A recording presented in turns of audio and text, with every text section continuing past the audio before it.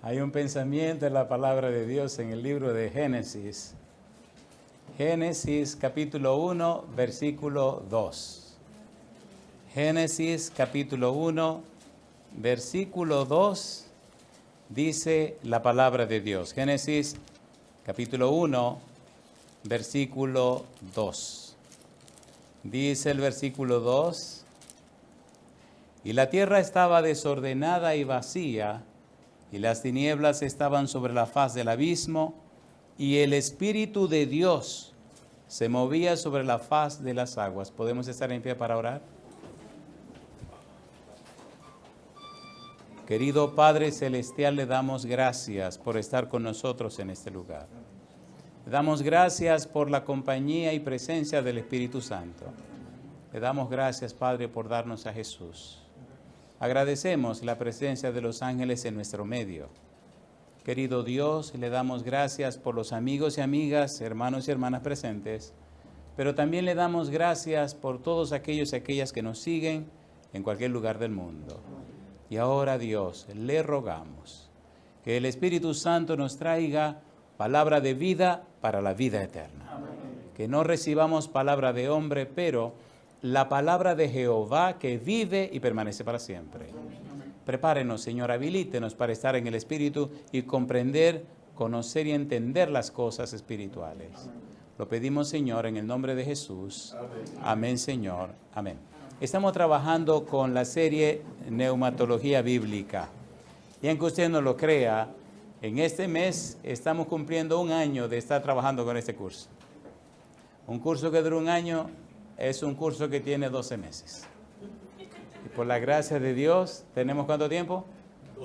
12 meses. Y estamos justamente, entre los tópicos que escogimos para el curso, estamos en el último tópico. Neumatología Bíblica, o el Espíritu Santo en toda la Biblia. Pero el tópico que estamos tocando ahora es el Espíritu Santo y la escatología bíblica. ¿Cuál es el título? El Espíritu Santo y la escatología bíblica. Estamos haciendo una breve introducción que nos llevó el tema anterior. Y creo que esta breve introducción nos tomará el tema de hoy también. Usamos el método bíblico, gramático, descriptivo. ¿Qué significa esto? Bíblico, solo la Biblia. Gramático, lo que significan las palabras en la Biblia. Y descriptivo, ¿qué significa? Que la Biblia se explica a sí misma. Dijimos que la palabra escatología tiene que ver con el estudio de los eventos finales, con lo último. Por eso siempre decimos escatología bíblica, porque la palabra se utiliza en otras ciencias también. ¿Qué tiene que ver la escatología bíblica con nosotros? Cuando usted lee la Biblia, descubre que la Biblia es la historia de Dios con los hombres. En la tierra, triste y lamentablemente, se incubó un problema que comenzó en el cielo. El problema se llama pecado. La maldad hizo que apareciera el pecado en un ser conocido como Lucifer. Ahora se le llama Diablo y Satanás.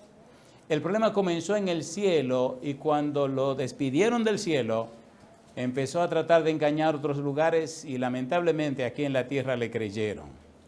Cuando Satanás, conocido como Lucifer, y sus ángeles engañaron a Adán y Eva, entonces se creó el lanzamiento, se inició el lanzamiento de un plan de rescate que Dios tenía para una ocasión similar. Génesis capítulo 3, versículo 16, cuando Dios habla con Adán y Eva, también habla con la serpiente. Y en su diálogo con la serpiente, que representa al diablo, Dios hace una declaración interesante que es donde estamos partiendo. Génesis capítulo 3, versículo 15, dice el versículo 15, y pondré enemistad entre ti y la mujer, y entre tu simiente y la simiente suya. Esta te herirá en la cabeza y tú le herirás, ¿dónde? En el calcañar. Cuando Satanás escuchó eso, dice, espérate, entonces no he vencido completamente. Espérate, entonces tendré que enfrentarme con. Satanás pensó que la simiente de la mujer era el primer hijo de Eva. Por eso, habiendo usado a Eva para acabar con Adán, ahora la usó para acabar con su hijo. Y si usted no es una mujer consagrada a Dios, Satán la sabe usar para desgraciar a su familia. ¿Se entendió? ¿Quién tiene a los hijos en el vientre? ¿Quién los lleva por 9 meses? ¿Quién los saca de ahí para afuera? ¿Quién le da de comer con el pecho a ese bebé? ¿Quién es la que educa y cría y prepara al niño? La mamá. Así que el elemento que guía a la mamá repercutirá en el niño. ¿Es así o no es así? Así es. ¿Qué hizo Caín con su hermano Abel? ¿Qué espíritu tenía? Cuando usted lee el capítulo 4 del libro de Génesis, descubre cuánta falta de respeto tiene Caín por Dios. ¿Es así o no es así? Así que estaba bien endiablado el bendito muchacho. Oye, qué barbaridad, bendito muchacho. Está bien endiablado el muchacho. ¿Verdad? Yo no voy a decir maldito porque no me atrevo a decir esa palabra, pero el muchacho estaba bien endiablado. Llegó hasta matar a su propio hermano. Se ve que estaba bastante lejos de Dios. La simiente de la mujer, ¿quién es? En el tema anterior vimos que la simiente de la mujer es ¿quién? Cristo Jesús. Vimos un camino corto y luego empezamos el camino largo. Permítanme ir un poco rápido para que lleguemos por lo menos al final de la introducción. Nos quedamos en el libro de Romanos capítulo 13, versículo 11 al 14 y el capítulo 6, versículo 3 al 8. No lo voy a leer de nuevo, pero hoy vamos a comenzar con 1 Tesalonicenses capítulo 5, versículo 1 al 8. Ponga cuidado porque usamos el método bíblico gramático descriptivo. No es lo que diga el predicador, ni lo que piense el predicador. Es lo que dice Dios, la simiente de la mujer. Cuando usted mira bien, el versículo 15 descubre escatología bíblica en el hecho de que se anuncia un conflicto cósmico, tiene que ver con la tierra, el cielo y todo el universo. Se enfrenta la simiente de la mujer con la simiente de la serpiente. La simiente de la serpiente es el pecado, la simiente de la mujer es Cristo Jesús. Mi pregunta, ¿leímos o no leímos Colosenses capítulo 2, versículo 15? ¿Venció Cristo en la cruz al diablo y sus demonios, sí o no? ¿Mató Cristo en su propio cuerpo el pecado, sí o no? ¿Sí o no? Por tal razón, Cristo triunfó, recuperó la tarjeta dorada que por engaño Satanás le había quitado a Adán y Eva. Ahora Cristo dice en San Mateo capítulo 28, toda potestad me es dada, ¿dónde? En el cielo y en la tierra. ¿Qué significa potestad? Significa exusía, significa autoridad, derecho, dominio, poder, gobierno, todo lo que significa derecho a gobernar. ¿Tiene Cristo todo derecho en la tierra? Sí. ¿Tiene todo derecho en el cielo? Sí. ¿Pudo Cristo tomar de la mano de Dios, Apocalipsis capítulo 5, el libro sellado con 7 sellos? ¿Sí o no? Sí. ¿Rompió cada uno de los sellos? ¿Sí o no? Sí. ¿Ganó ese derecho? Sí. Lo ganó. Por tal razón, cuando Cristo se introduce en la tierra, cuando Cristo nace en este mundo, comienza el tiempo postrero, comienza el tiempo final. Hebreos capítulo 1, versículo 1, ¿cómo dice? Dios, habiendo hablado muchas veces y de muchas maneras en otros tiempos los padres por los profetas, en estos postreros días nos ha hablado ¿por quién? Por el Hijo. ¿Qué significa postreros días? Significa que de aquí se acabó. Desde que Cristo entra a la historia haciéndose hombre, significa que el pecado y la maldad se acabaron. Postreros días. La palabra escatología, la palabra postrero tiene que ver justamente con eso. Tiempo final. Desde que Cristo vino a la tierra, el pecado y la maldad están sentenciados a desaparecer. ¿Murió Cristo en la cruz? ¿Pagó el precio del pecado? 1 Tesalonicenses capítulo 5, versículo 1 al 8, dice la Biblia: pero acerca de los tiempos y de las ocasiones, no tenéis necesidad, hermanos, de que yo os escriba. ¿Qué dice ahora? Porque vosotros sabéis perfectamente que el día del Señor vendrá así como ladrón en la noche. Que cuando digan paz y seguridad, ¿qué dice ahora? Entonces vendrá sobre ellos destrucción repentina, como los dolores a la mujer encinta. ¿Y qué dice? Y no escaparán. Mas vosotros, hermanos, no os estáis en tinieblas para que aquel día os sorprenda como ladrón. ¿Y qué sigue diciendo? Porque todos vosotros sois hijos de luz e hijos del día. No somos de la noche ni de las tinieblas. Pregunto, ¿está hablando de aquel día? A ver, ¿sí o no? Aquel día es la segunda venida de Jesús en este tenor, en el tenor escatológico. Por tanto, no durmamos como los demás, sino velemos y seamos como sobrios. Pues los que duermen, de noche duermen, y los que se embriagan, de noche se embriagan. Pero nosotros que somos del día, seamos como sobrios, habiéndonos vestido con la coraza de fe y de amor, y con la esperanza de salvación como yelmo. ¿Tiene esto que ver con nosotros, sí o no? A ver, ¿sí o no? ¿Estamos esperando la venida de Jesús? ¿Estamos esperando el día de su venida? ¿Estamos viviendo los tiempos finales? ¿Sí o no? Cuando usted estudia la profecía, descubre 1798, comienzo del tiempo final. Y hay muchas cosas que en algún momento sería interesante sentarse a estudiarla. ¿Por qué se habla de 1260 días? ¿Por qué se habla de 3 años y medio? ¿Por qué se habla de 42 meses? ¿Qué significan estos números en el libro de Apocalipsis? Es una cosa hermosísima en el libro de Daniel, pero estamos hablando del Espíritu Santo y la escatología bíblica. 1 Tesalonicenses capítulo 5, versículo 11 al 13. Por lo cual, recuerde que esto es una conexión. Como esto pasa, como hay que tomar en cuenta esto, entonces, ¿qué cosa? Por lo cual, animaos unos a otros y edificaos unos a otros, así como lo hacéis. Os rogamos, hermanos, que reconozcáis a los que trabajan entre vosotros y os presiden en el Señor y os amonestan. ¿Qué dice el 13? Y que los tengáis en mucha estima y amor por causa de su obra. Tened paz, ¿cómo dice? Entre vosotros. Mire cada sección. Capítulo 5, versículo 1 al 8.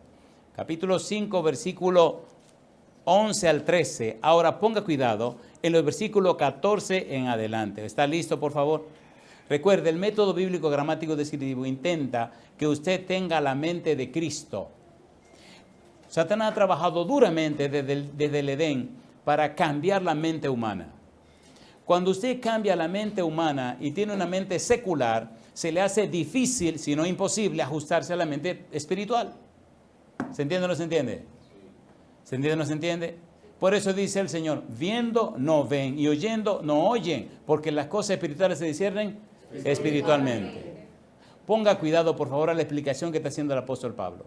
La idea de la Biblia, la idea del Espíritu Santo inspirando la Biblia, era que la mente humana aceptara el programa divino. ¿Se entendió? La mente humana aceptara el programa ¿cómo? Divino. A través de la Biblia, el Espíritu Santo puede ponerle los programas en la mente que usted necesita para que usted pueda ver las cosas espirituales como son. Usted no puede con una mente secular discernir las cosas espirituales. Y usted tampoco puede rebajar las cosas espirituales a la mente secular para confabularse con la gente. Porque usted se desgracia también. ¿Verdad que se entiende lo que estamos diciendo? Ponga cuidado ahora a la explicación que hace Pablo. 1 Tesalonicenses capítulo 5, versículo 14. ¿Qué dice el 14? Recuerde que en el 11 decía, por lo cual. En el 14 dice, también os rogamos, hermanos, ¿qué dice ahora? Que amonestéis a los ociosos, que alentéis a los de poco ánimo, que sostengáis a los débiles, que seáis pacientes para con todos. ¿Tiene esto que ver con el tiempo del fin? ¿Sí o no? ¿Hay gente que tiene este problema? ¿Sabía Pablo lo que estaba diciendo? ¿El Espíritu Santo inspiró a Pablo? ¿Son hechos reales lo que están pasando en este momento? Entonces somos privilegiados que ya conocemos el camino. Versículo 15. Mirad que ninguno pague a otro mal por mal. Antes, seguid siempre lo bueno unos para con otros y para con todos. ¿No están pasando esta cosa ahora? A ver, ¿sí o no? Y dice ahora, estad siempre gozosos, orad sin cesar. Dad gracias en todo, porque esta es la voluntad de Dios para con vosotros en Cristo Jesús. Gracias, Señor, por mandarme la comida, dijo la señora.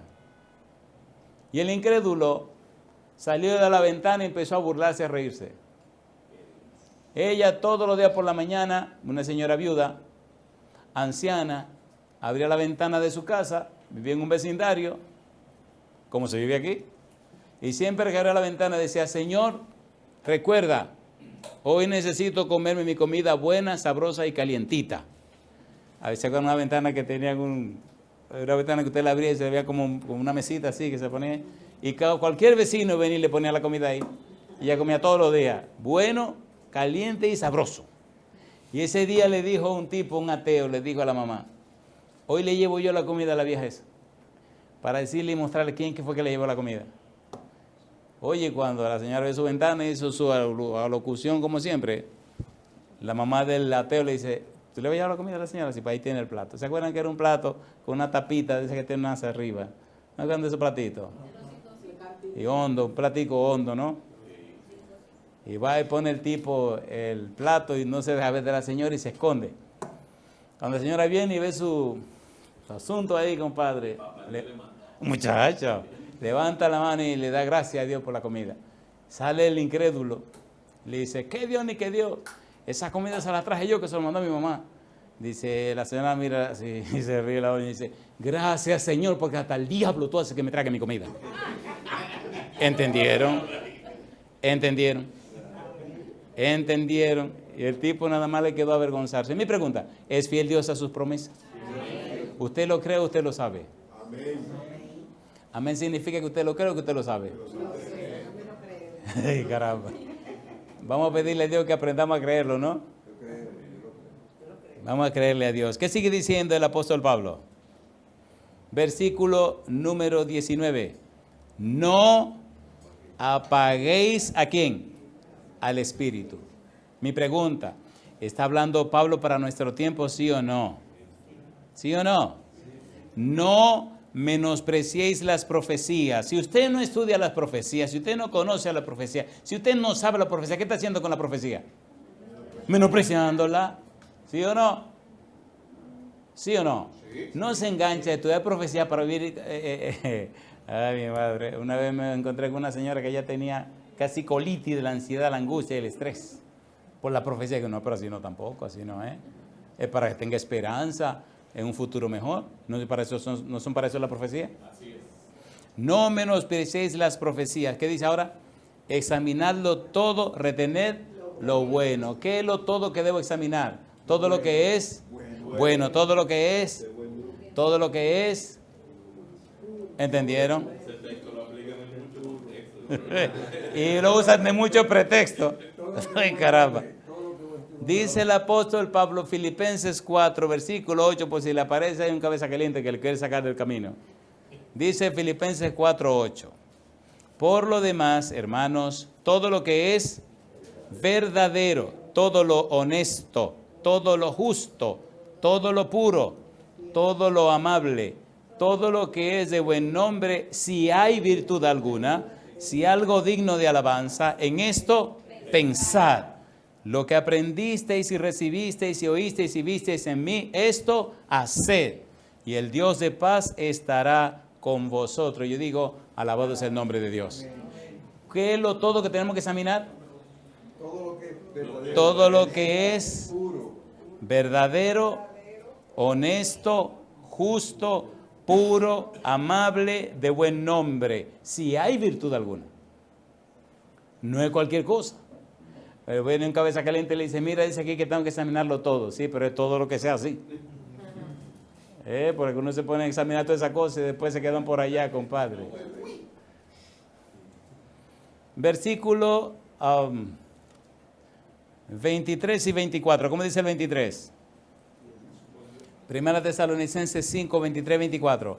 Y el mismo Dios de paz os santifique por completo y todo vuestro ser, espíritu, alma y cuerpo sea guardado irreprensible para la venida de nuestro Señor Jesucristo. Fiel es el que os llama, el cual también lo hará. ¿Está Pablo hablando en un contexto de la segunda venida? Sí. ¿En un contexto escatológico? Sí. ¿Incluye Pablo el Espíritu Santo? Sí, Señor. Versículo Número 19. No apaguéis ¿a quién? Al Espíritu. Sería interesante un día reunirnos para ver cómo se apaga el Espíritu. ¿Qué símbolo usó el Espíritu Santo en Pentecostés? Fuego. ¿Verdad que hay alguna gente que el Espíritu como que se le apagó? A ver, ¿sí o no? Lamentablemente.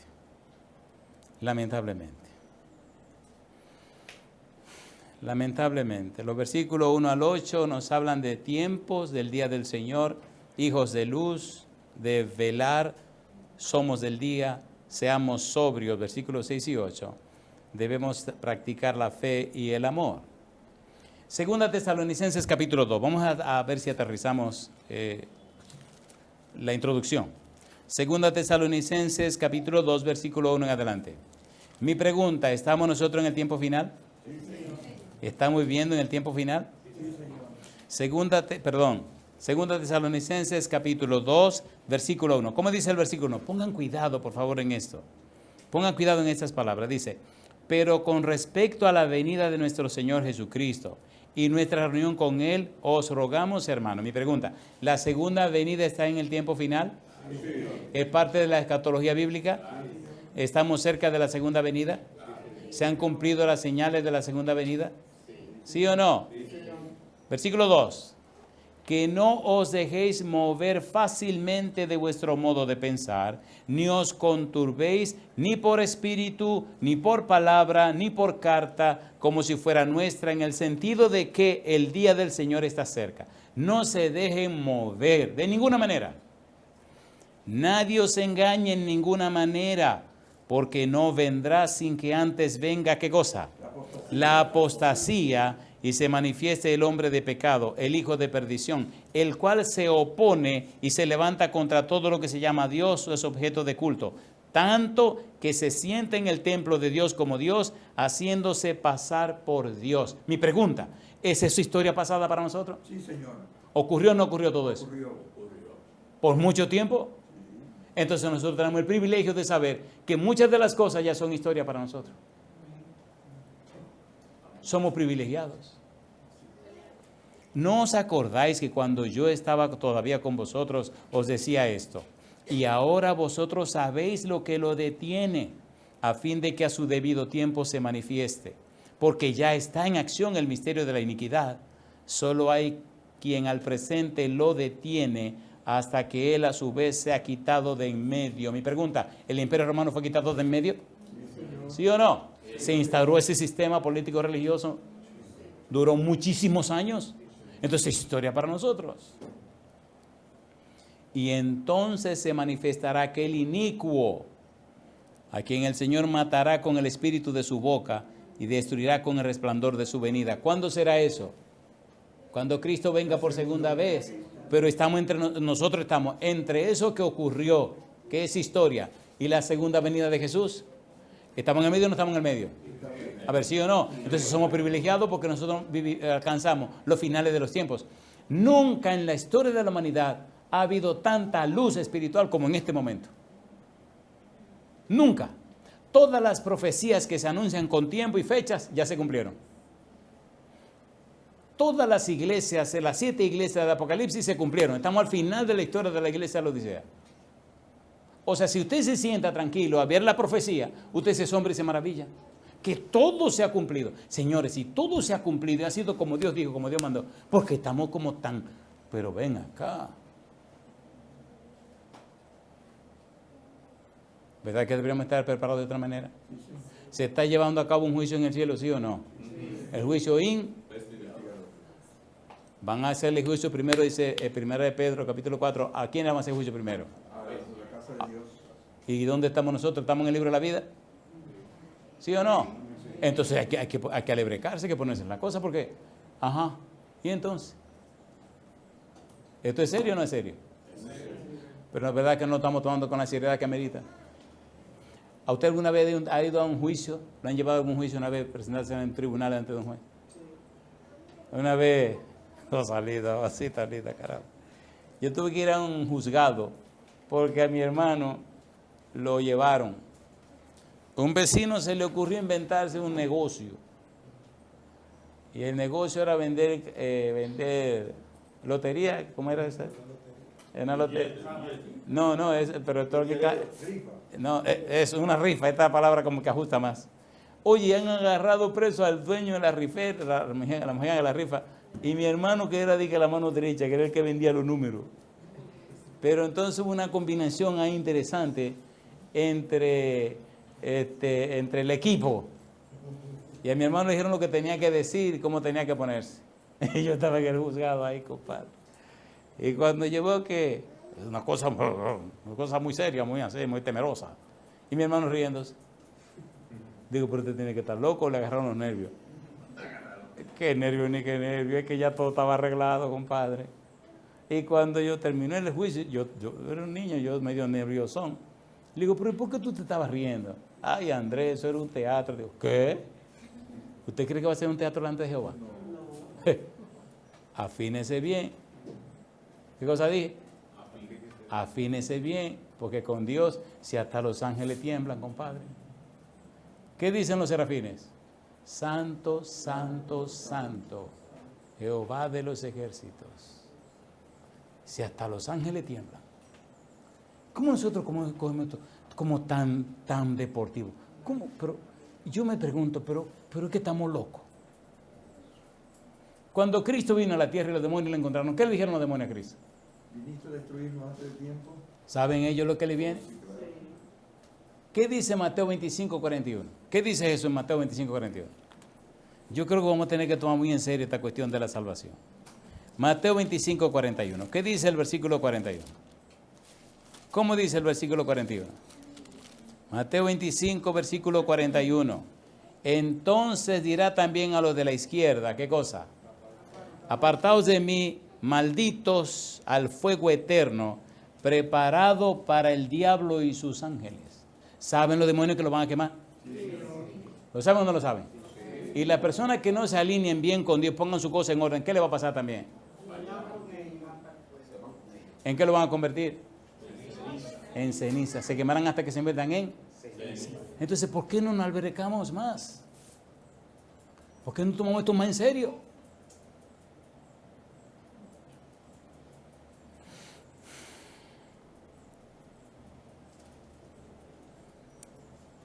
Primera de Timoteo, capítulo número 3, versículo 16.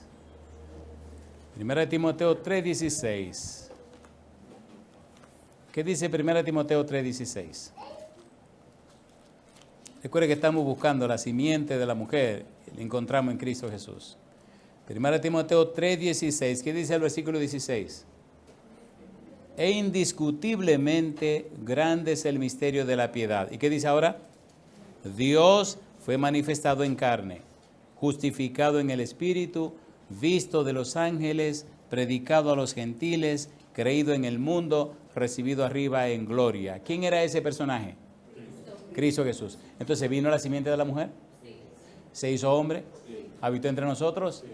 ¿Caminó entre nosotros? Sí, Señor. Tenemos pruebas más que suficientes con relación a esto. Si viene de la simiente de la mujer, ¿quién tuvo que darle a luz aquí en la tierra? Una mujer. ¿Qué le dijo Gabriel a la Virgen María? ¿Concebiría? ¿Daría a luz un niño? ¿Sí o no? ¿Por obra de quién concebiría? Del Espíritu Santo. ¿Concibió María? ¿Se cumplió lo que decía Isaías 7:14? Y aquí que la Virgen y llamará su nombre, que significa, ¿era Cristo ese niño? En Apocalipsis capítulo 12, versículo 1 al 5, vemos nada más y nada menos que a una mujer vestida del sol, con una corona en la cabeza y está embarazada para dar a luz. Ya eso lo leímos. ¿Nació el niño o no nació? ¿Quién quiso matarlo? Herodes quiso matarlo cumpliendo con lo que había anunciado, nada más y nada menos que la palabra de Dios. Lucas capítulo 1, versículo 26 al 35, relata la conversación de Gabriel y María con relación al niño. En Génesis 3:15 vemos cómo se habla de la simiente de la mujer, que es Cristo, y cómo se habla de la simiente de la serpiente. Ahora, mire lo que dice Romanos 16, versículo 20. Mire qué cosa linda. Romanos capítulo 16, versículo 20. ¿Cómo dice la Biblia? Romanos 16, versículo número 20. ¿Cómo dice? Dice el versículo 20, y el Dios de paz, ¿qué hará? Aplastará en breve a Satanás bajo vuestros pies. La gracia de nuestro Señor Jesucristo sea con vosotros. Mi pregunta, ¿aplastará Dios la cabeza de la serpiente? ¿La aplastó Cristo en la cruz del Calvario? ¿Ya lo venció? ¿Qué falta nada más para que Satanás termine su cuadro? ¿Qué es lo que falta? ¿Lo acabará Dios? ¿Lo destruirá Dios? Capítulo 28 del libro de Ezequiel. Ezequiel capítulo 28. ¿En qué convertirá Dios a Lucifer? Versículo 18, 28, 18. Con la multitud de tus maldades y con la iniquidad de tus contrataciones profanaste tu santuario. Yo, pues, saqué fuego en medio de ti, el cual te consumió. ¿Y qué dice ahora? Y te puse en ceniza sobre la tierra los ojos de todos los que te miran. ¿Cuándo ocurrirá eso? Después del milenio. ¿Cómo serán los eventos? Ahora estamos esperando a Cristo en su segunda venida. ¿Viene Cristo por segunda vez? Sí. Bien, viene Cristo. ¿Qué pasa con los muertos en Cristo? Resucitan primero, son transformados, resucitan transformados. ¿Qué pasa con los vivos que se salvan? Son transformados. Ahora, ¿qué pasa con aquellos que crucificaron a Jesús? Resucitan para volver a morir. Cristo le prometió que lo verían cuando vinieran por segunda vez.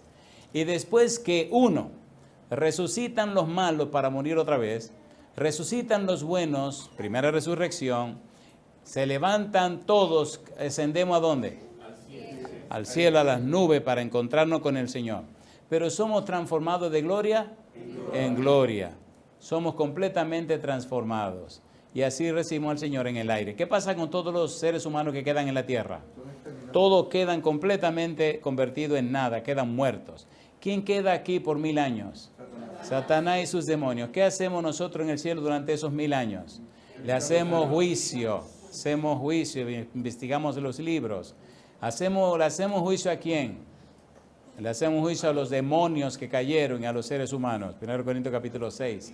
Y entonces, después del milenio, ¿qué ocurre? La santa ciudad desciende del cielo a la tierra. ¿Y qué pasa con todos los malos? Resucitan. ¿Y quién los engaña otra vez? Satanás. Y entonces se preparan para atacar la santa ciudad. Y entonces el Señor los arregla y los convierte en ceniza. Y se acabó el relajo. Y Dios hace cielo nuevo y tierra nueva. Yo digo, alabado sea el nombre de Dios. ¿Le parece bien si aterrizamos ahora? 1 Timoteo 4:1. 1 Timoteo capítulo 4, versículo 1. Perdonen por la introducción tan larga, pero creo que valió la pena. 1 Timoteo capítulo 4, versículo número 1. Recuerde, estamos trabajando con el Espíritu Santo y la escatología bíblica. 1 Timoteo 4:1. ¿Cómo dice el versículo 1? Pero el Espíritu dice claramente, ¿qué cosa dice el Espíritu? Que en los postreros tiempos algunos apostatarán de la fe. Si son los postreros tiempos, ¿hay escatología, sí o no? Sí, porque postrero es justamente eschatos. Precisamente es katos en español. Pero el Espíritu dice claramente que en los postreros tiempos algunos apostatarán de la fe, escuchando a espíritus engañadores y a doctrina de ¿qué? De demonios. ¿Cuándo son los postreros tiempos? Ahora. ¿Qué está haciendo la gente? Mucha gente está siendo engañada. ¿Por qué está siendo engañada? No estudian la Biblia. Pregunto, ¿hemos ganado tiempo o hemos perdido el tiempo aquí? ¿Ustedes creen que ha valido la pena o ha valido la alegría? ¿Valió la alegría? Muy bien, necesitamos entonces entrar en el estudio. Ya la introducción terminó. Ahora empezamos el estudio. ¿Le parece bien? Por lo menos vamos a leer un versículo, ¿no? Lo bueno es que hoy no hay preguntas, Johnny Francia, eso es lo mejor. Sí, porque ya cantamos, hicimos de todo. No, por ahí no va. ¿Se entiende? Marcos capítulo 1, versículo 15. Me gusta la seriedad de Johnny Francia cuando le digo que no hay preguntas. Marcos capítulo 1, versículo 15. ¿Cómo dice el versículo 15? Marcos capítulo 1, versículo 15. Diciendo qué cosa. El tiempo se ha cumplido y el reino de Dios, ¿qué dice? Se ha acercado. Arrepentíos y creed en el Evangelio. Si usted entiende ese versículo, sabe que la escatología comenzó desde que Cristo llegó. ¿Cuándo empezó la escatología? Desde que Cristo llegó. Desde que Cristo llegó se acabó el relajo. El problema de los cristianos y de los seres humanos es que no entienden la profecía, no entienden la Biblia. ¿Qué dice Cristo? El tiempo se ha cumplido. El tiempo profético anunciaba la profecía 2300 días, Daniel 8:14, que vendría el Mesías. ¿Lo anunciaba o no lo anunciaba? ¿Se cumplió o no se cumplió? ¿Vino o no vino? ¿Ya cumplió su misión o no la cumplió? ¿Se definieron las cosas o no se definieron? Entonces defínase usted también. Defínase usted. O se pone del lado de Dios o se pone del lado de Dios.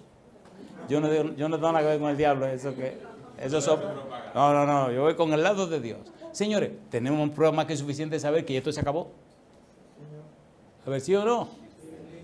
El tiempo se ha cumplido y el reino de Dios se ha acercado. ¿Y qué dice Cristo? Arrepentíos y creed en el Evangelio. ¿Qué significa arrepentirse? Metanoia. Cambie la mente. Necesitamos cambiar la mente. Necesitamos la mente de Cristo. Permita a Dios, en su misericordia y su gracia, que siga teniendo paciencia con usted y conmigo para que eso se lleve a cabo. Para que eso se lleve a cabo. ¿Cuál fue el mensaje de Juan el Bautista cuando predicó? Arrepentíos. ¿Cuál fue el mensaje de Jesucristo? Arrepentíos. ¿Qué dijo Pedro cuando le preguntaron, varones galileos, qué haremos? Arrepentíos. ¿Qué dijo Pablo en Atenas? Hechos 17:30. Dios manda a todos los hombres en todo lugar, ¿qué cosa? Que cambien la mente. ¿Que cambien qué? Que dejen de ser religiosos, pero que se hagan cristianos. ¿Lo necesitamos o no? Pues ya tienen una cita bíblica para la próxima entrega que tiene que ver con escatología bíblica. ¿Es escatología bíblica esto, sí o no? Desde que Cristo entró a la historia, empezó la escatología. Tiempos postreros. Me gusta como lo dice. El tiempo, ¿qué cosa dice? Se ha cumplido. Pero yo quiero remachar y terminar mejor con 1 Timoteo 4:1. ¿Quién dijo en 1 Timoteo 4:1 lo que dijo? El Espíritu Santo. ¿Qué dice el Espíritu Santo? 1 Timoteo 4:1. ¿Qué dice el versículo 1? 1 Timoteo capítulo 4, versículo 1. ¿Qué dice el Espíritu Santo? Pero el Espíritu dice claramente, en los postreros tiempos algunos apostatarán de la fe. ¿Escuchando a quiénes? Espíritus engañadores y doctrinas de Dios. ¿Quién lo dice? El Espíritu. ¿Cómo lo dice? Claramente. ¿Hay lugar a dudas? Señores, seamos sinceros. ¿Está pasando en este tiempo eso? ¿Sí o no? Algunos apostatarán de la fe, escuchando a espíritus engañadores y a doctrina de qué. Dios nos libre de una cosa así. Permítame terminar como siempre con la pregunta. ¿Acepta usted darle a Dios todo derecho legal espiritual para que el Espíritu Santo venga y le convenza de pecado, de justicia y de juicio?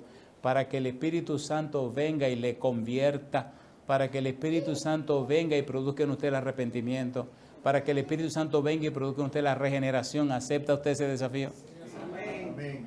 El Espíritu viene a la vida suya y le convence de pecado, le convierte del pecado, transforma la vida del creyente y habilita y capacita al cristiano para el cumplimiento de la misión.